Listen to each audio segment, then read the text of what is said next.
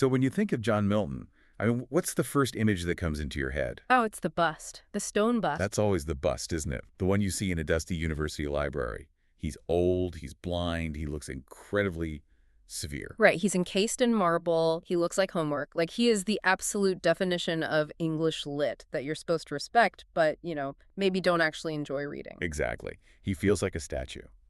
And our mission for this deep dive is to basically take a hammer to that statue. It's a tragedy, really, that that's the version of him that survives. Because if you actually dig into the sources, the biographies, the court records, his own pamphlets, that statue just crumbles. It shatters. The man underneath is not boring. He's actually terrifyingly radical. That's the word. He has more in common with, like, a modern revolutionary firebrand than some tenured professor. Right.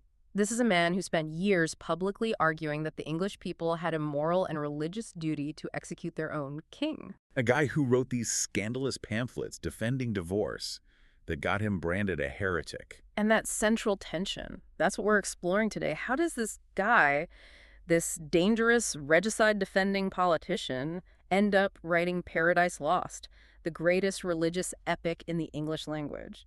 How do you go from being the enemy of the state to being supposedly the voice of God? To figure that out, we have to go right back to the beginning, the raw material. We're on Bread Street, London, 1608. He's born into a pretty well-off family, but it's a specific kind of well-off. His father, John Milton Sr., was a scrivener. Which is sort of a mix of a lawyer, a notary, a moneylender. A bit of everything. But the key thing about his father, he was also a serious musician, a composer. And that's not just a fun fact, is it? That musicality is absolutely core to understanding Milton. It's not negotiable. His father's music, it wired Milton's brain for rhythm, for sound, for cadence. When you get to Paradise Lost later, you're not just reading words on a page, you're hearing a symphony. But the father also gave him something else, a kind of model for rebellion. Yeah. That's right. The grandfather was a devout Catholic, and he disowned Milton's father for becoming a Protestant. So the lesson young John learns right from the start is, you stick to your convictions, even if it costs you everything. And he took that lesson, that intensity, and just aimed it at books. The accounts of his childhood are, frankly, a little frightening. Yeah, his brother Christopher left a record. He did. He claimed that from the age of 12, John basically never went to bed before midnight, sometimes 1 in the morning. As a 12-year-old. Just reading. Yeah. By candlelight. Yeah. For hours and hours. And you can't help but think, that's the origin story. Of the blindness. Exactly. That eye strain, night after night, for decades. He was, in a very real way, burning his own eyes out for the sake of knowledge. So eventually he gets to Cambridge, Christ's College, and you'd think, okay, a guy this brilliant, he must have been the star of the show. Not exactly. The sources give us this amazing, slightly petty detail about his social life there. The nickname. The nickname. The other students called him the Lady of Christ's College. And was that just about his looks? Because I've read he was, fair-complexioned. It was partly that. He was described as having light brown hair, very fair skin, kind of delicate features. He didn't have that sort of rough masculine look of the era, but it was also an insult about his personality. He was haughty. He was incredibly arrogant, very chaste. He just thought he was better than everyone else in their, college drinking games. And he clashed with authority pretty much immediately. There's that story about him being rusticated or suspended. Yes, after a huge fight with his tutor, a man named William Chappell. And there are even rumors from John Aubrey's Brief Lives that Chappell might have actually whipped him. Can you imagine? The future author of Paradise Lost getting caned like a schoolboy. It had to be a huge moment of humiliation for him. You can see it in his own writing. He talks about how much he hated the fools he went to school with, how he mocked them for acting in silly comedies. Because in his mind, he was already set apart for something greater. He was destined. He believed he was chosen by God to write a great English epic, a poem that, in his words, the world would not willingly let die. That level of self-belief is just staggering. And it explains his next move. Because most people graduate, they get a job. Right. Milton graduates and moves back home with his parents. For 6 years. For 6 years. It sounds like a total failure to launch, right? But it was actually a self-designed, hyper-intense PhD program. This reading. Systematically reading everything. I mean, everything. The entire classical canon, church history, philosophy, theology.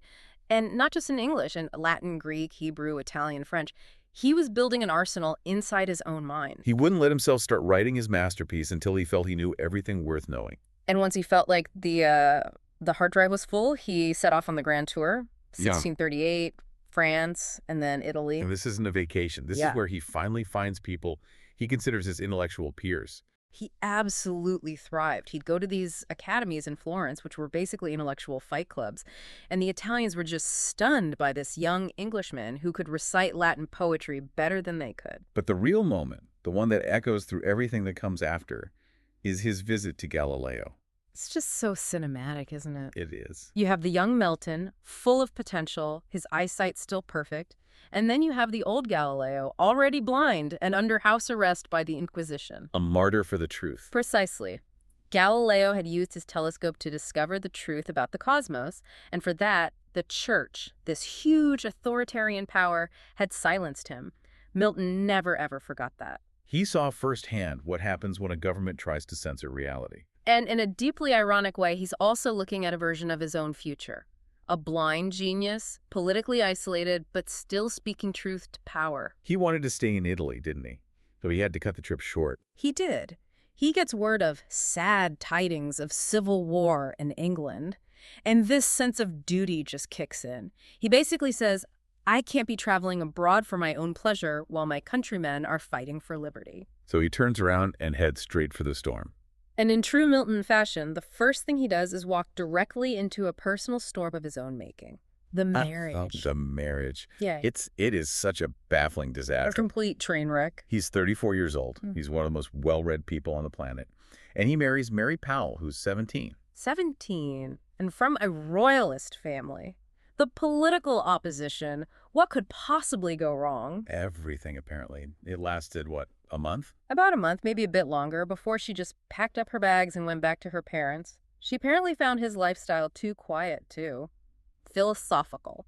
I mean, you can kind of see her point. Being married to a man that intense must have been like living in a library where you're not allowed to make any noise. But here's where Milton is just different from other people. A normal person gets left, they feel sad, maybe they drink. That's right. Milton decides that if his marriage is a failure, then the entire legal and theological concept of marriage in England must be fundamentally wrong, and he's going to fix it. Which kicks off his career as a pamphleteer. The divorce tracts. You have to understand how radical this was. In the 1640s, marriage was a sacrament. You were locked in for life. The only exception was adultery, and even then, you could separate, but you couldn't remarry. But Milton's argument isn't about adultery at all. It's surprisingly modern. He's talking about incompatibility. He is, but he gets there through a very theological route. He goes back to Genesis, to the creation of Eve. He says God made her to be a helpmeet for Adam, a suitable companion. A meeting of minds. A meeting of minds and souls. And his argument is, if that companionship is impossible, if the couple is totally incompatible, then the marriage has already failed its core biblical purpose. He has that brutal line about it. The one about chaining a living soul to a dead corpse. That's the one. Yes. It's visceral. And the reaction was just as visceral. The Presbyterian clergy, who were supposed to be his allies against the king, they turned on him instantly. They called him a heretic, a libertine, a divorcer. This must have been a huge betrayal for him. It was. It's where he learns that these religious authorities don't actually want freedom for everyone. They just want to be the ones in charge. So when they try to shut him up by passing this licensing order, demanding all books get pre-approved by the government, Milton just goes nuclear. And this gives us one of the most important texts ever written on the subject of free speech. It gives us Areopagitica, a speech for the liberty of unlicensed printing. It is, and I'm not exaggerating, the foundational document for freedom of the press in the entire English-speaking world. But his argument isn't the one we hear a lot today, is it? It's not this sort of secular, I can say whatever I want idea. It's deeply religious. That's the key nuance. His whole argument rests on God. God gave humanity reason and free will. And for that free will to have any meaning, you have to be able to choose between good and evil. You can't be virtuous if you've never been tempted. Exactly. If you censor all the bad books, if you protect people from every wrong idea, you're not making them virtuous, you're just keeping them ignorant. It's his famous line, I cannot praise a fugitive and cloistered virtue. Virtue that hasn't been tested isn't real virtue. It's just innocence. And that's why he says, he who destroys a good book kills reason itself. It's just so profound. Yeah. But while he's fighting these intellectual wars, the real war, the Civil War, is coming to a head. The king, Charles I, is captured. He's defeated. And in 1649, the radical faction in Parliament does something that no one thought was possible. They put their own king on trial for treason, and they cut off his head. And you just cannot overstate the shockwave this sent across Europe. The king wasn't just a ruler, he was seen as God's anointed deputy on earth. To execute him was a form of sacrilege. The English Republic was basically a pariah state. Completely. And they desperately needed an intellectual defender, someone who could justify this act to a horrified world. And John Milton steps up. He's appointed Secretary for Foreign Tongues. Which sounds like he's just a translator, but really he was the minister of propaganda for the new government. The intellectual gladiator. That's a good way to put it. His job was to fight with his pen. When the Royalists put out this hugely successful book, Icon Basilike, painting Charles I as a saintly martyr. Milton was ordered to destroy it. And he wrote Iconoclastes, the image breaker, just tearing it apart. Then he wrote his great Latin defense, the Defensio pro Populo Anglicano, defending the English people for the act of regicide. And he literally worked himself blind doing it. He did. His eyesight had been failing for years, a result of all that childhood study. But the doctors gave him a clear warning. They said, if you keep doing this intensive reading and writing for the government, you will lose your sight completely. And he just chose the work. He saw it as a test, a sacrifice for the cause. He kept writing by candlelight, using these harsh medical treatments that probably just made it worse. And by 1652, at the age of 44, it was gone. Total darkness. Total irreversible blindness. And you can just feel the despair in that sonnet he writes. When I consider how my light is spent, he's asking this profound question. Doth God exact day labor, light denied?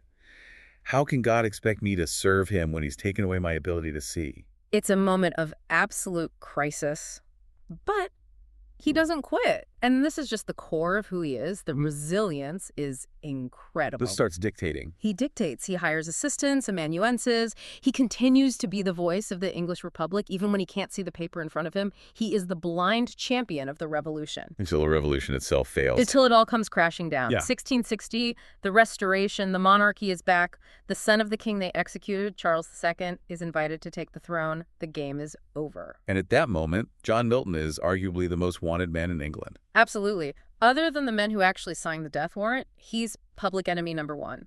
He's the guy who wrote the official justification for killing the new king's father. So everyone else is running for cover, trying to get a pardon, switching sides. And what does Milton do?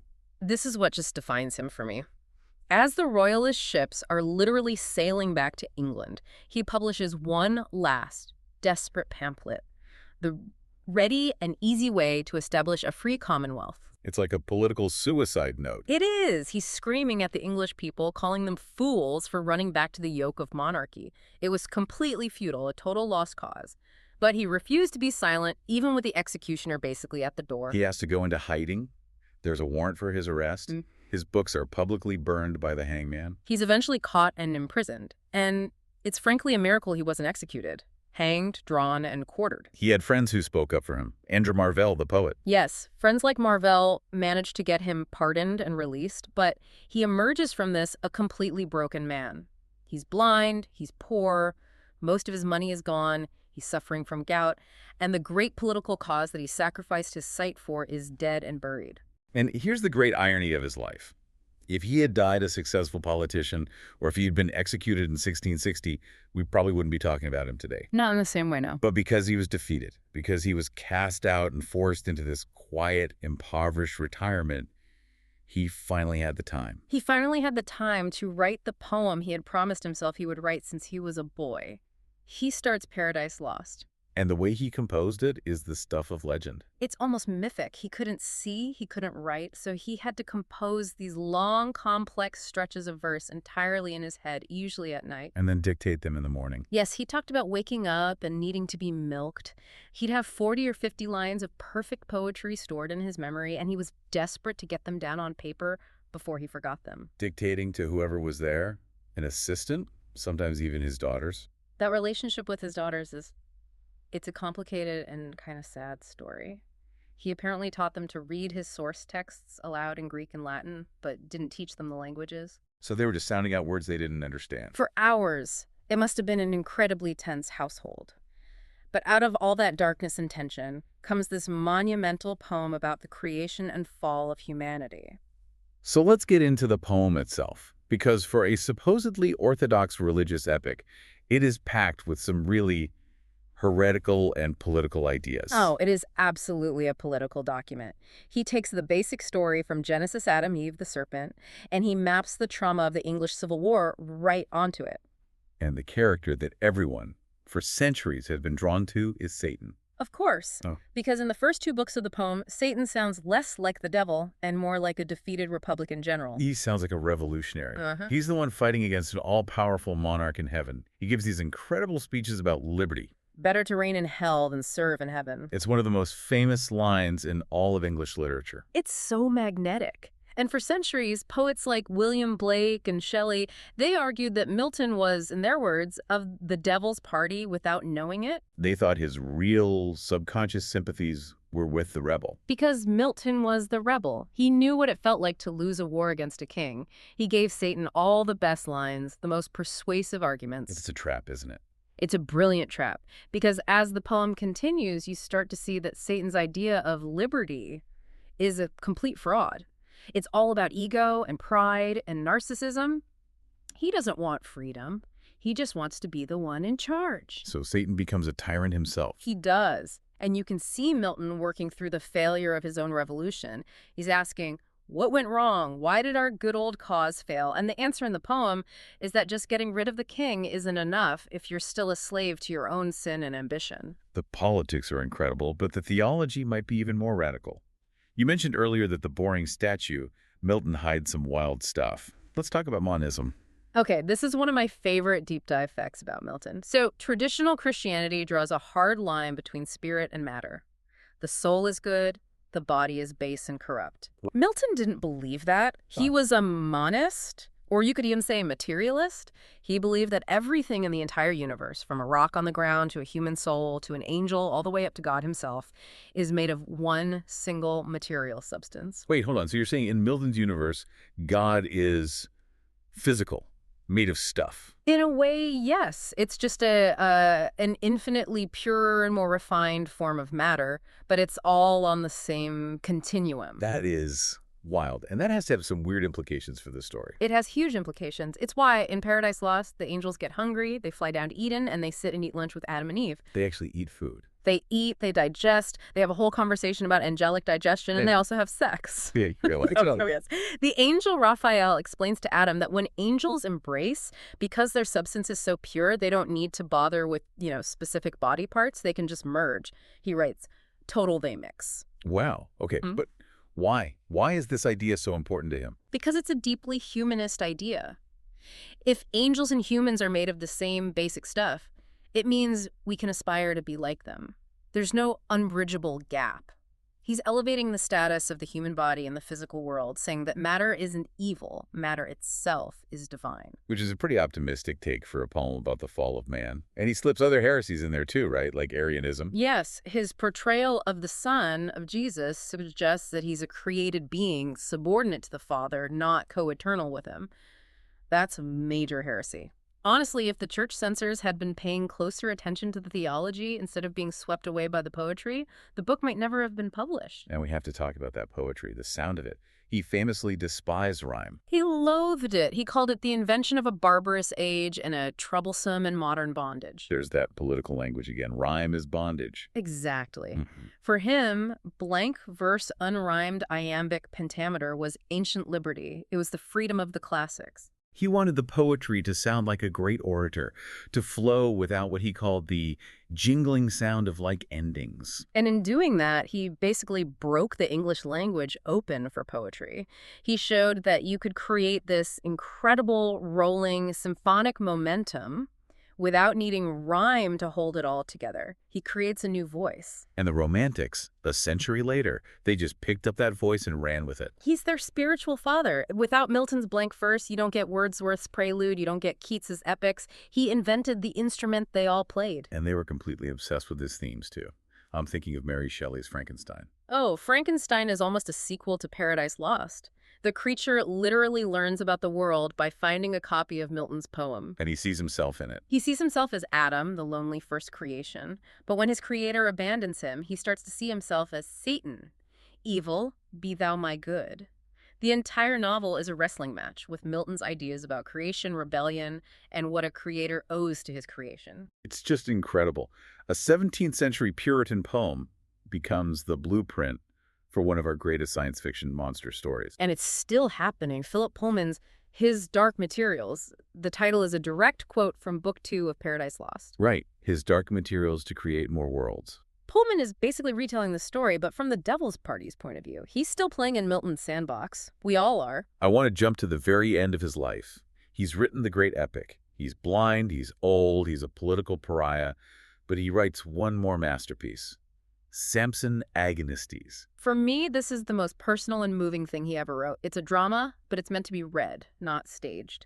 And it's about the biblical hero Samson. And you just think about Samson's story. A champion chosen by God, gifted with incredible strength. And was defeated, betrayed, and has his eyes gouged out by his enemies. A blind hero held captive by the Philistines. It's not subtle. No, Milton's is Samson.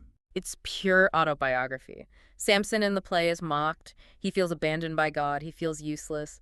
But at the very end, his strength returns for one last act. He pulls down the pillars of the temple. He pulls the temple down on himself and all his enemies. It is. It's a revenge fantasy, in a way. But it's also a statement of faith, isn't it? It's a final assertion of spiritual victory. He's saying, you can defeat me politically, you can burn my books, you can blind me, but you can't defeat the truth. And in the end, truth will bring the whole corrupt structure crashing down. It's his final, defiant roar. Which brings us all the way back to that core idea from Areopagitica, the free marketplace of ideas. His belief that if you just let truth and falsehood grapple, truth will always win. It's a beautiful and deeply optimistic idea. But I have to ask the final provocative question. Does that idea still hold up today? Milton's marketplace was one of pamphlets and books. We live in a world of social media algorithms, AI-generated content, and echo chambers, where falsehood often travels much faster and further than truth. Right. Because it's more engaging, it gets more clicks. Exactly. If Milton saw our modern world, would he still be so confident that truth would win in a fair fight? That is the big, uncomfortable question, isn't it? Milton's whole argument is based on a faith in human reason. He believed that, ultimately, people could and would discern truth from error. He didn't foresee a world where the very technology of communication could be engineered to bypass reason and appeal directly to our most basic emotions and biases. So what do you think he'd say? I think he would be horrified, but I don't think he would change his mind. I think he would double down. Yeah. He would say that all this chaos, all this misinformation, that is the test. That is the dust and heat he talked about. And the alternative, censorship, is still worse. The alternative is always worse. He would reject any ministry of truth. He would tell us that the answer isn't to be protected from lies. The answer is to get better at spotting them, to sharpen our own reason. He doesn't want a passive reader. He demands that we do the work. He demands that we be worthy of the liberty he fought for. He said he wanted a fit audience, though few. He wants you to wrestle with the ideas. That's a high standard, but a pretty powerful one. So for anyone listening, maybe that's the challenge. Don't let him be a statue. Go read just Book 1 of Paradise Lost. Go read Satan's speeches. See the fire for yourself. It's not easy reading, but the reward is immense. Well, thank you for taking this deep dive with us into the mind of a true revolutionary. A pleasure. We'll see you on the next one.